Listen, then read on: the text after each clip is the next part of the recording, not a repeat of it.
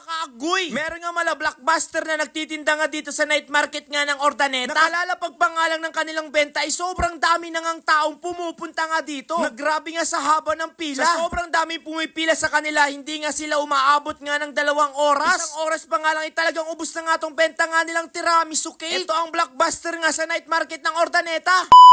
Alam nyo ba, isa nga ito sa inaabangan nga ng maraming tao sa night market ng Ordaneta. Dito lang yan sa Pangasinan. Sa sobrang haba nga pumipila nga sa kanila para tikman nga itong kanilang benta, ay talagang hindi pa nga sila umaabot nga ng 2 oras. Dahil ang binibenta nga nila dito mga kaagoy ay tiramisu na nanggaling pa nga ito sa Thailand. Isa nga ito sa mala blockbuster nga dito sa night market ng Ordaneta. Halos marami nga nag-aabang nga sa kanila nga dito. At iba't ibang customer pa nga ang mga bumibili nga sa kanila. Dumatating nga sila dito ng 4:30 nga ng hapon. At kapag alas 5 naman, doon nga lang sila nagbebenta. Sobrang sarap nga ng kanilang bentang tiramisu at hindi na nga natin kailangan pumunta ng Thailand para makatikim nga nito. At habang naglalapag nga sila ay parami na nga ang taong bumibili nga sa kanila dito. At napakamura lang kanilang benta sa halagang 120, meron ka na nga classic na tiramisu. At kapag special naman ay nasa 150 pesos. May mga iba't ibang flavor nga sila dito mga kaagoy, tulad na nga lang ng mangga, Oreo at matcha. Kaya kapag nagawi nga kayo sa night market nga ng Ordaneta City, Pangasinan, subukan nyo nga itong tiramisu. Dahil panigurado kapag matitikman mo nga ito ay talagang sobrang sarap. At kung gusto nyo makatikim nga ng tiramisu mga kaagoy, dapat 4:30 ay andun na nga kayo sa night market. Para kapag dating nga nila mga kaagoy, kayo nga ang pinakauna sa pila. Dahil kapag na-late nga kayo mga kaagoy, talagang sobrang haba ng pila. Talagang pinipilahan talaga tong tiramisu. Kasi nga kakaiba nga daw ang lasa nga nito. Kaya talagang blockbuster na blockbuster nga ito sa night market ng Ordaneta. Sa sobrang daming bumibili nga dito mga kaagoy, talagang dadagdagan na nga nila ang kanilang benta. Para lahat nga tayo ay makakain nga tayo ng tiramisu cake na kanilang benta na nanggaling pa talaga ito sa Thailand. At dahil alas 5 na nga mga kaagoy, umpisa na nga ng pagbili nga ng tiramisu cake. At eto nga yung pila na talagang dinadagsa sila. Akalain mo yung sobrang haba ng pila. Ganun nga kasikat ang tiramisu nga dito sa night market ng Ordaneta. At hindi na nga sila umaabot ng 2 oras sa pagbebenta dahil 1 oras pa lang ay ubos na nga ang kanilang bentang tiramisu. Halos lahat nga na bumibili nga sa kanilang mga kaagoy talagang excited na talagang matikman nga itong tiramisu cake. At grabe nga sila dumugin nga dito. Malapit nga lang sila sa entrance at matatagpuan nyo nga lang sila sa gilid. Likod nga lang sila ng legendary na palabok na na-vlog nga natin. Sobrang dami nga pwedeng kainin nga dito sa Ordaneta at isa na nga itong tiramisu. Hindi na sayang ang pera nyo dito dahil sobrang sarap nga ng kanilang benta. Marami na ang nabawas sa kanilang benta ay talagang dumami pa talaga ang mga pumipila nga dito. Marami nga akong natanungan dito mga kaagoy bakit ito nga ang pinipilahan nila. Karamihan nga sa sinasabi nila ay talagang sobrang sarap daw nitong tiramisu na benta nga nila dito sa night market ng Ordaneta. Ikaw mga kaagoy, natingman mo na nga ba tong tiramisu ni ate? Kung hindi pa nga ay talagang subukan mo ito. Dahil legit nga na sobrang sarap ang kanilang tiramisu. Kaya tikman na nga natin itong tiramisu. At sa unang subo ko pa nga lang itong classic nga nila na benta. Sobrang sarap, lalong-lalo na yung pagkatamis at yung pagkawet nga ng kanilang cake. Ay grabe, ganito pala ang lasa ng tiramisu cake. Napakasarap. Sa halagang 120 ay meron ka na nga